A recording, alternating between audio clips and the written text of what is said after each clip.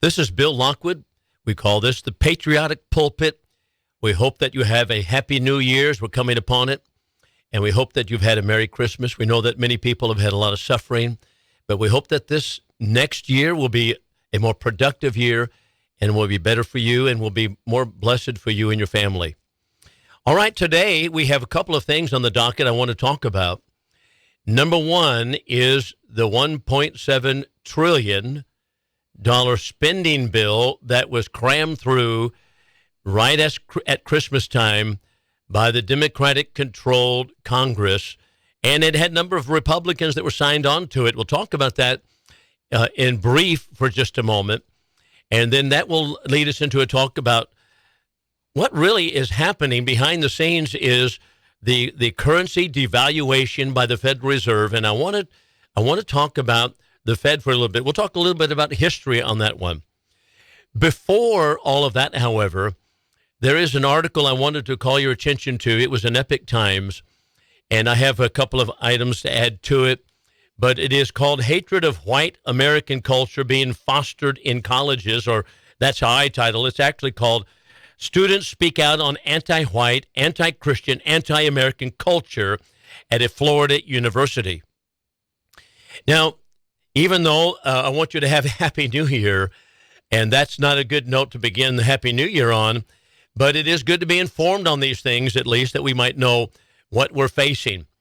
So let's think about the anti-Christian, anti-American, anti-white culture that is being fostered at American universities, and specifically, this article highlights the Florida University, but it has a wide sweeping grasp of many other universities as well. And what is really at the root of it is what is called, of course, as you know, we've talked about it many times before, the critical race theory, CRT. So for just a moment, let's just think about what is CRT. CRT, Marxist ideology that divides everything up, or every person up, into the oppressed or the oppressor class, and those two classes, that's a clash, and out of that comes another synthesis, and on it goes. And so society is divided up into these warring groups, and that's how Marxists see society. Everything's at war.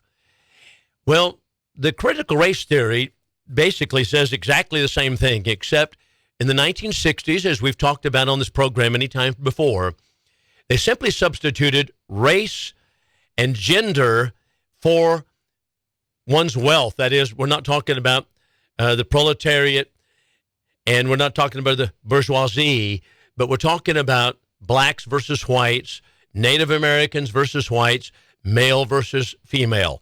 And that's what the critical race theory is. So it tells us that everything that is going on really is traceable to this. Marxism, remember, begins with an anti-God premise. That is, there is no God. It's an atheistic premise, and that everything is determined by the clash. So that's what's taking place in the university. So this article, speaking about the Florida University, tells us that 6 conservative students attending a major Florida university told the Epoch Times, on condition of anonymity, about their frustration with the anti-white, anti-Christian, anti-American environment on campus and in classrooms that make them feel uncomfortable and at best, and threatened at worst. Across the country, parents have pushed back against the community school boards for allowing radical race and gender theories in grades K through 12, but experts told the Epoch Times the same pushback has not happened at the college level, the birthplace of the CRT. CRT, the expert said, is rampant across the nation, not just in Florida. And incidentally, it's not just on college campuses. We'll mention a couple of things in just a moment. And that means conservative students nationwide are struggling to navigate college systems where they face disdain for the beliefs and encouragement to reject their core values. And that's exactly what's happening on college campuses, as we all know. For example, the CRT has been introduced in all levels of society via the mule that it rides on is the project called the 1619 Project, which teaches that America was founded upon the concept of racism, was not founded in 1776. It was not founded in 1607 at Jamestown. It was actually 1619 where indentured servants were brought to Jamestown.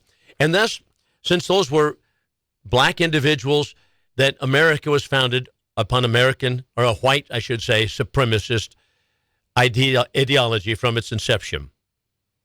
So these views, the Epoch Times goes on to give us this following illustration. Here's how it's coming out on the college campus. Here's a conservative student, for example.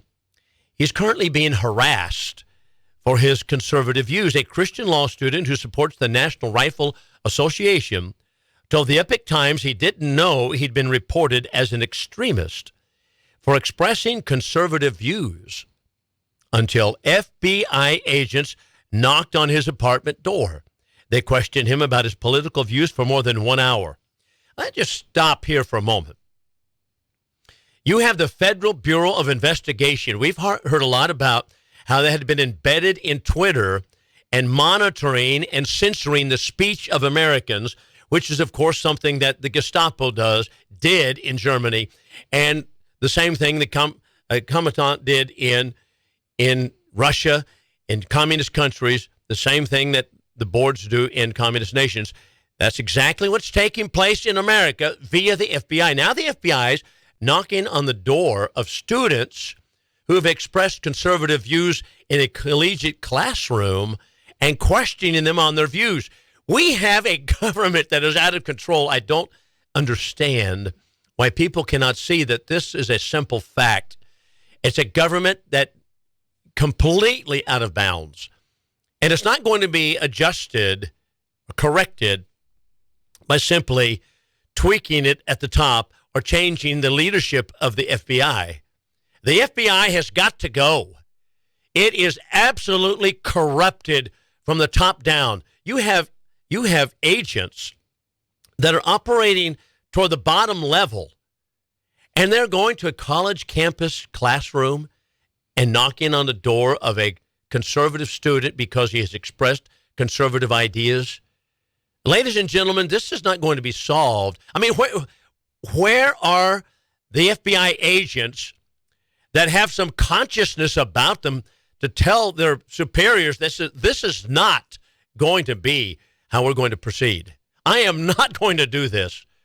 This is absolutely ridiculous. Another student in a journalism class said that she felt bullied by a professor who, quote, forced students to parrot her scorn for America's systemic racism. That's all these professors want to do. They want you to parrot their disdain. And affirm progressive student talking points on immigration, gender identity issues, queer theory, intersectionality, transgenderism, religious faith, and the ideas of Karl Marx, the author of the Communist Manifesto. As I've said, Marxism is that which is on the march here, and it is done so by the CRT. I can't write what I truly believe about these issues, the girl said. Her name is Mia. When I did that, I got an F. In order to pass a class, I have to affirm leftist ideas I don't believe in.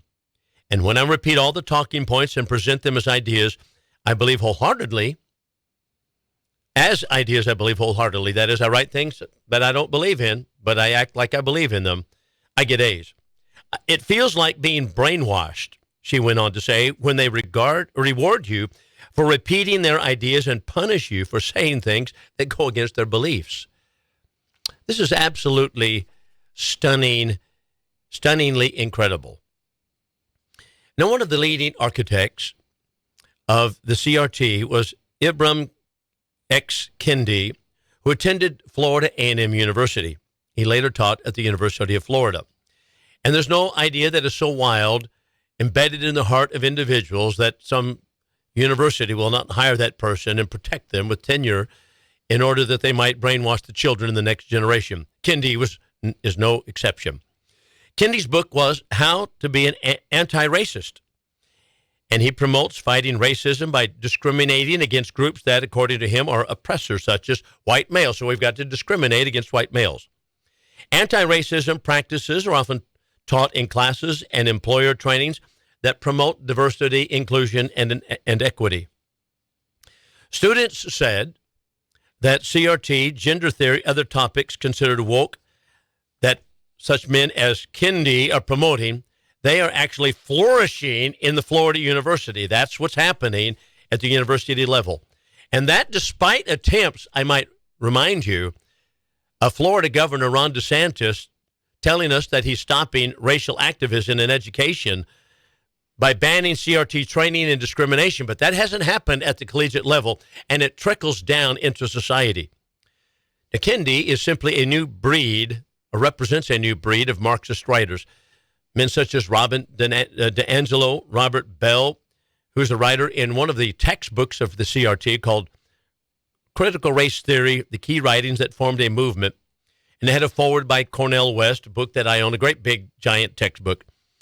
They claim that America is white supremacist nation, whites are racist in their DNA, and that in order to change this, in order to rectify the situation, preferential treatment of non-whites must be done, and that is what is called equity. And so Kendi's best-selling book, How to Be Anti-Racist, is now read everywhere, including by military personnel, and he was named as one of the foremost influential thinkers, people by Time magazine. That was last year. I want to say a few things about Kendi's How to Be Anti-Racist that are they're so hypocritical, and we'll save that till after the break. So let's take a break. We'll talk more about Imbram Kendi and the CRT in just a moment. There are two things that I want to make mention of in cross-examination of CRT, critical race theory, as is being taught in different universities and is trickling down in society. And those 2 points are, number one, that those who are promoting the idea that America is a white racist nation don't even believe it themselves. They're hypocritical in their belief. And number two, the way to address racism in the heart is not by more legislation, but it is by changing the hearts of people. And it goes back to the gospel of Jesus Christ. Now, this is one reason why myself as a preacher of the gospel of Christ want people to recognize that this is really an answer to atheism. We're not simply talking politics here. This is atheism. And atheism comes in the dress of critical race theory because it wants us to believe that everyone does things and makes decisions and their thought processes are controlled by whether they're white or black, racist, anti-racist, so forth. And whites, unfortunately, according to their DNA, are racist. Now, that's the idea. But that is an atheistic concept of the world because that's what Marxism is. It is based upon atheism. And I'm happy for anyone to challenge me on it. We'll happy to look at it in depth whenever you'd like to do so. But so we want to look at those two things. How, number one, those who are claiming that we're racist and those who are promoting the CRT theory, they are absolutely hypocritical in it, and they don't believe it themselves. And it's really a cover for anti-white hatred. That's what it is. That's what's going on. And anyone in the school systems can feel it with many of the black young people today. I've had many students, black young people, teenage boys and girls telling me, I hate white people. I hate white people. It's amazing that this kind of filth and this kind of hatred could come out of the mouths, and everybody just is understanding, well, I've got to get a black teacher in here to talk to you because you hate me as a white man, and you're. This is what's happening in the public school system. And I am not exaggerating. I've been told that point blank by a number of students. Where's it coming from? It's coming from the promoters of CRT at the collegiate level and in the high school level, and they're promoting it, but it really is anti-white hatred, and that's what it is. So let's see how it works. Let's just look at Kendi for just a moment. Kendi, and Kendi, by the way, this is Imbram X Kendi. Imbram X Kendi. Kendi tweeted something last year, and he put this out about white people lying and how they lie about their race to increase chances of admission into colleges. So listen to this. This is his tweet. This all happened in 2021. More than a third of white students lied about their race on college applications. And about half of these applicants lied about being Native American. More than 3/4 of these students who lied about their race were accepted. All right, let's break it down for a moment. He says whites are regularly lying about their race on applications into colleges and graduate institutions. They're saying that they're minority. They have minority blood in them. You know, we have people like the Elizabeth Warrens who say, you know, I'm an American Indian, I'm a Native American. And that kind of thing is, as he puts it here, Imbram Kendi, he says that's systemic. That's whites. He says how many, more than a third of white students coming into the universities are lying about it. Now, they're lying about it, but break that down. What does that mean? You know, Kendi apparently is so angry and hateful about the white people in America that he tweeted this out before he even thought what the implications are. What are the implications? The implications are that the application process is not racist tilted to white people, it's racist tilted to minorities. That's why white people want to lie about it. And he recognized that because his whole premise of his entire doctrine and the premise of his entire book and all of his preachments is that this country is anti-black, anti-colored. It is white supremacist, and that's systemic, and that's pervasive. That's what his premise is. But then he tells us, well, white people are lying because they're telling us they're minorities to get into colleges. And his hatred just boils over. But then, he thought about that. Wait a minute. He deleted the tweet. Well, why did he delete the tweet? Because he recognized, after some people pointed it out, said, if that's the case, then you're shooting yourself in the foot on your premise that the admissions into universities and graduate institutions are racist tilted in favor of whites. So he deleted the tweet. So, yeah. I hadn't thought about that. See, they've replaced critical thinking, rational thinking, and rational thought with critical race theory. And this has been going on a long time. And by the way, this is not simply university level nonsense. I remember many years ago, I had a relative that went to Philadelphia and wanted to go into Constitution Hall. And so he went in there, and there was a lot of school children that were being given tours. And the tour guides would take them to pictures of the Constitution being signed. And here's how the tour guide handled the picture. What do you children notice about the Constitution being signed, George Washington standing there, and Benjamin Franklin's bending over that, and Thomas Jefferson? What do you recognize about the picture? Well, they say they're all dressed in funny clothes. Okay, all right. They would say, well, they all have peculiar shoes on, and it's just the silly things like that. He said, well, here's what I want you to see. Now, this is talking to elementary school children. They're all white. They're all men. White male. Let's go to the next exhibit. What's that about? That is about instilling in school children that this is a white racist country, and that's exactly what collegiate level people are trying to defend. They're trying to say, well, this nation was founded by a bunch of white men, as if to say, okay, scrap the Constitution. And they're not simply implying it. They say at some of these schools, law schools even, they even have discussions about scrapping the Constitution, not that they haven't done so already. Scrapping the Constitution because it was crafted by a bunch of white men, and many of them owned slaves.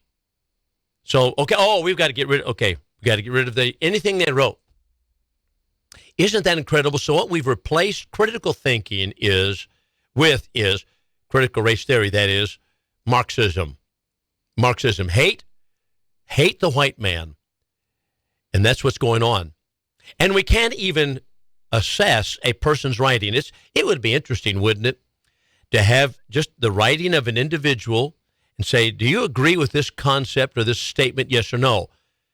But today's college students frequently say, well, I want to see who wrote it. Who wrote that?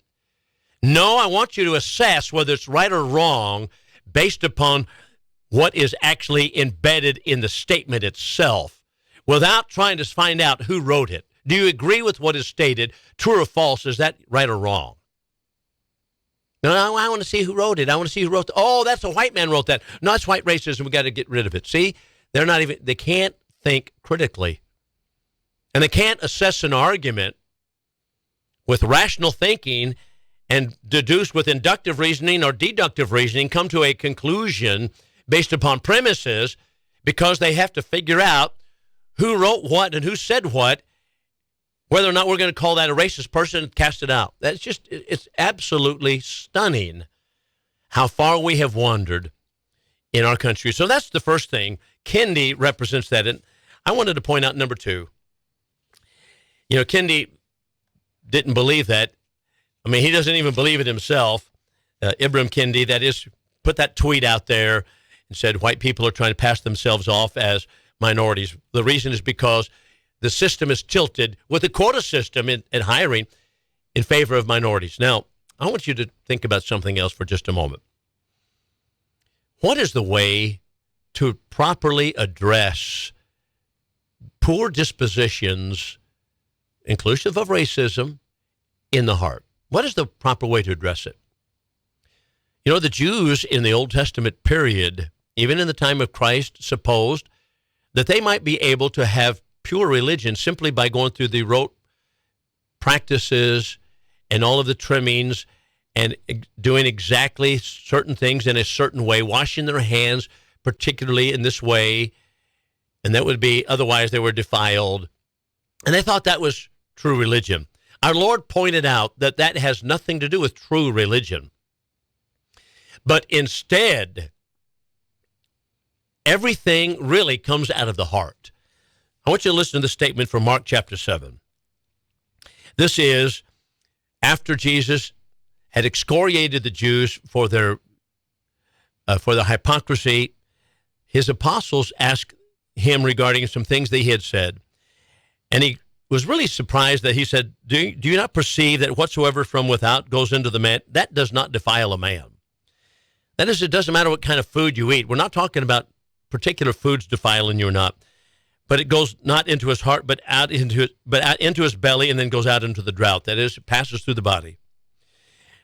This he said, making all meats clean. And then he said, that which proceeds out of the man, that is that which defiles the man. Now listen to this, for from within, out of the heart of man, evil thoughts proceed.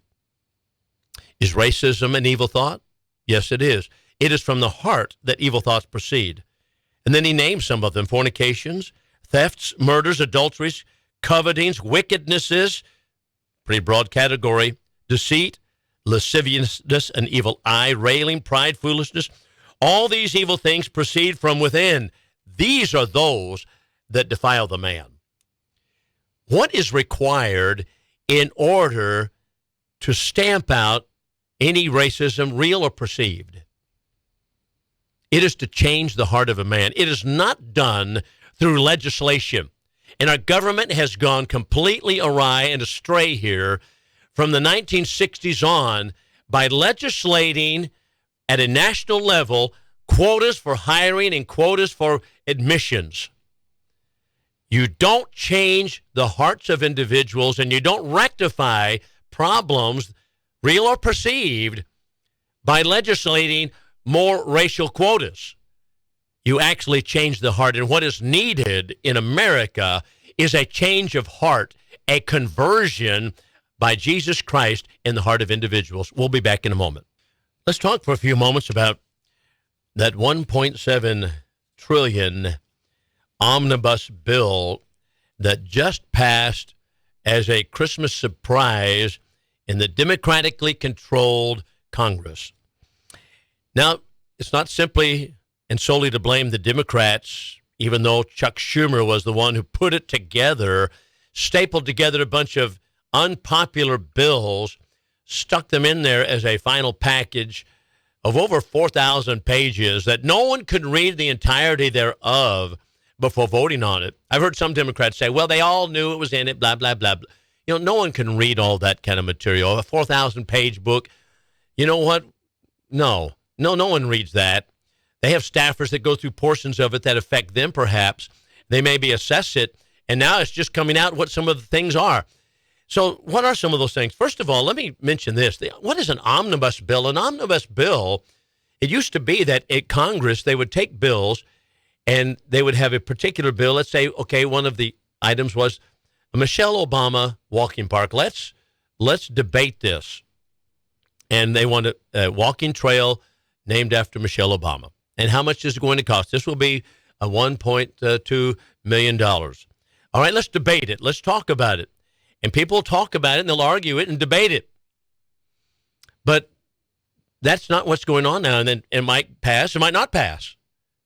Because the voters are tired of people at Congress spending money relentlessly.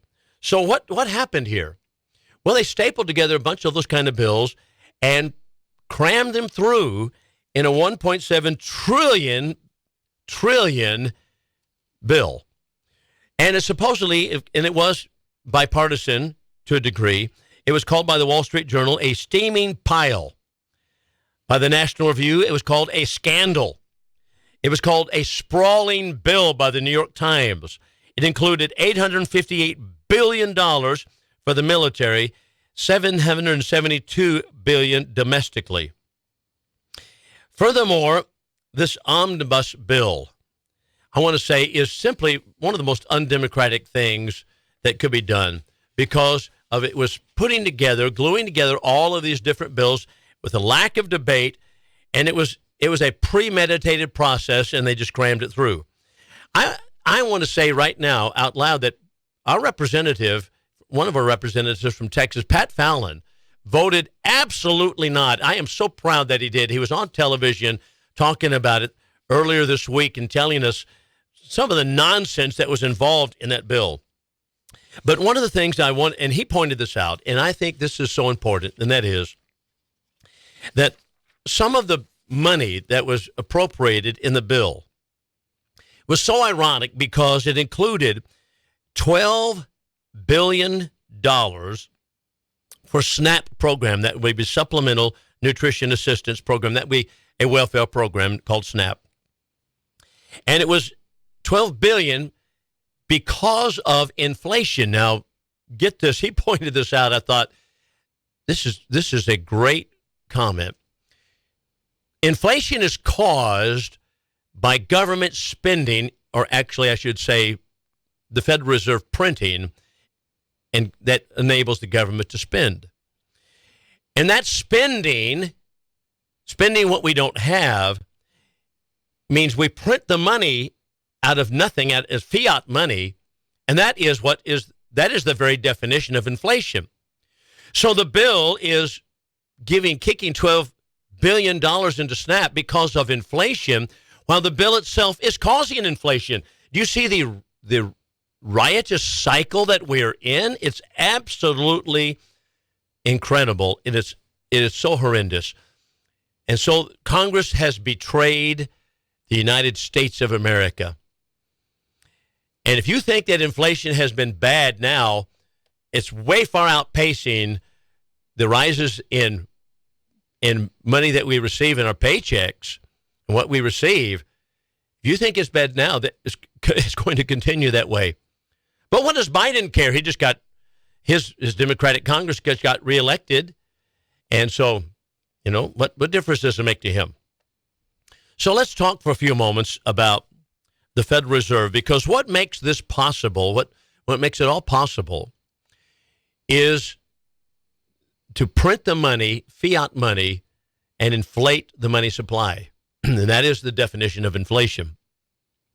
Our founding fathers warned us about inflation. They told us not to be involved in it.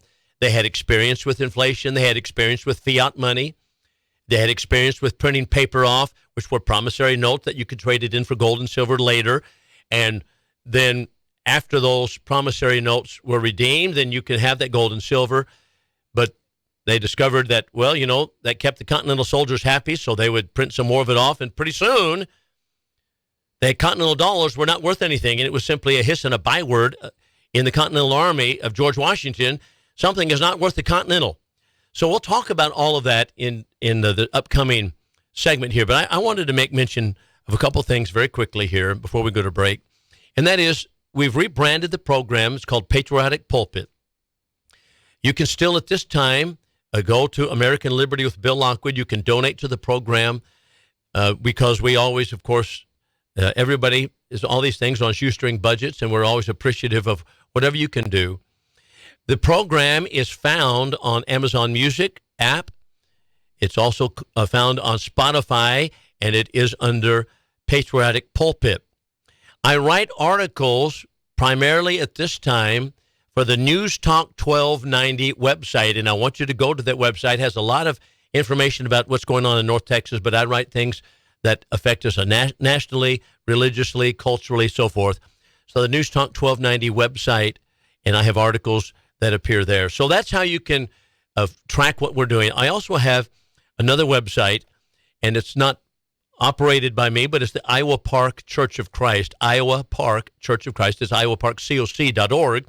And there you can find all of my sermons, all of my materials, things that are right for the church bulletin, things that are right that are related to the church and related to biblical issues, similar to what I do here, and when I make presentations in the pulpit. So all of those things you can find in those websites, iowaparkcoc.org, as well as Spotify, Patriotic Pulpit, Amazon Music, Patriotic Pulpit, and the website American Liberty with Bill Lockwood. All right, we'll be back with more. We'll talk about the Federal Reserve and what's happened with our money supply in just a moment.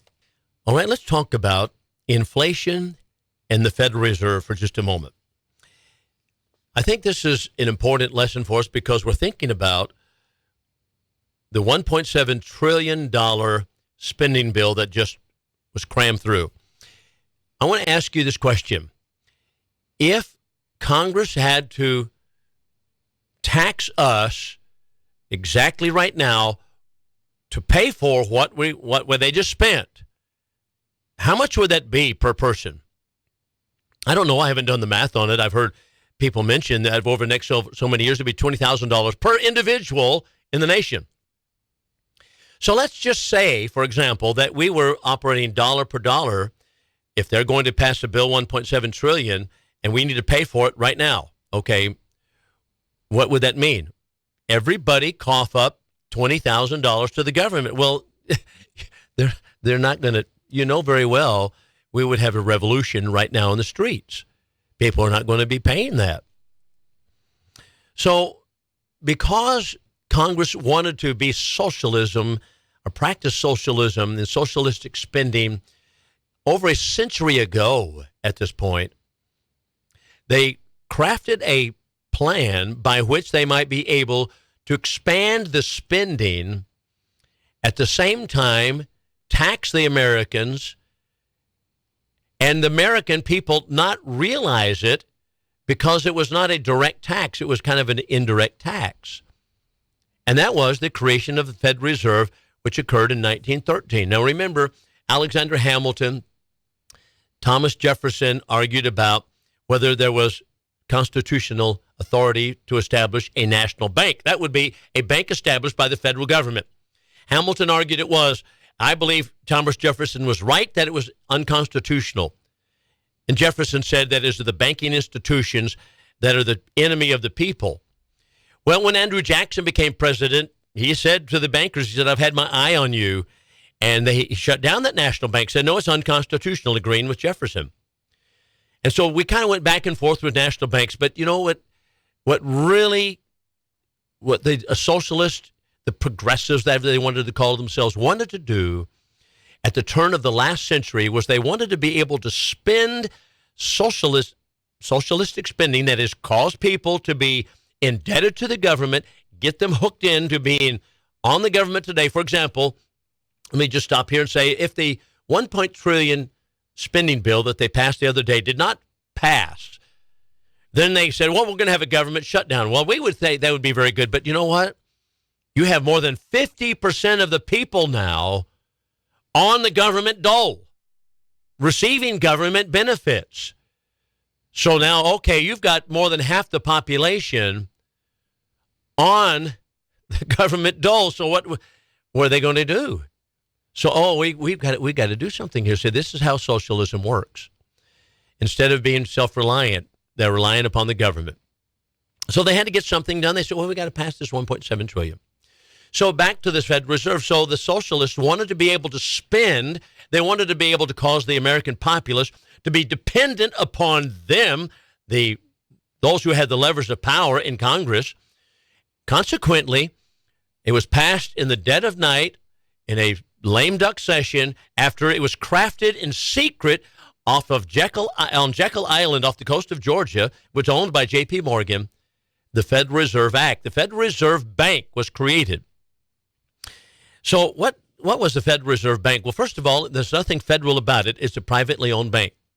Number two, there are no reserves in it. They don't have any reserves. It was a mechanism by which they might be able to deflate or inflate, I should say, the monetary supply and push us into a socialistic state. So think about this for just a moment. Number one, the definition of inflation is printing more money.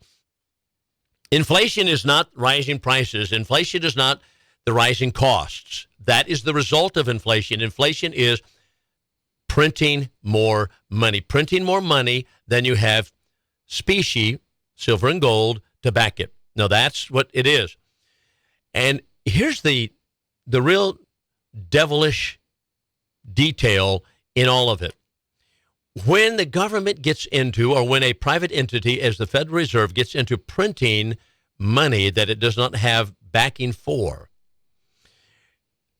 the government itself, the first users of money, have the benefit of it because as it trickles down into society, then that money is devalued. And so the money, when it reaches your wallet, has less value than when Chuck Schumer passed the bill and called upon the Federal Reserve to finance it. So now we're over $30 trillion in debt because this is kind of practices. Now, how does that work exactly? Let's take the illustration that I've used many times before of first-year Mickey Mantle baseball cards. I have a couple of friends who collect baseball cards. I thought, well, I wish I hadn't given my baseball card collection away as I did. I used to collect them from the 60s and 70s.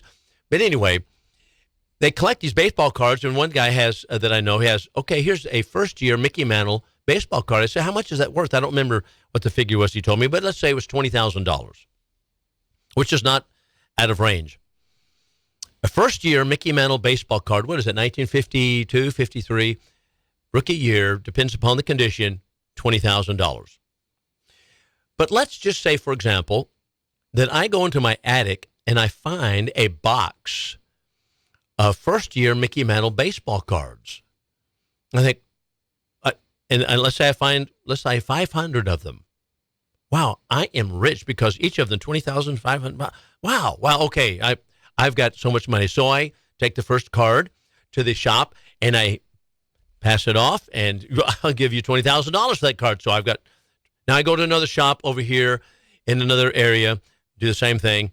And then I go to the next state over, and just 2 or 3 baseball. Well, pretty soon, what happens to the value of the card? That's right, it goes down.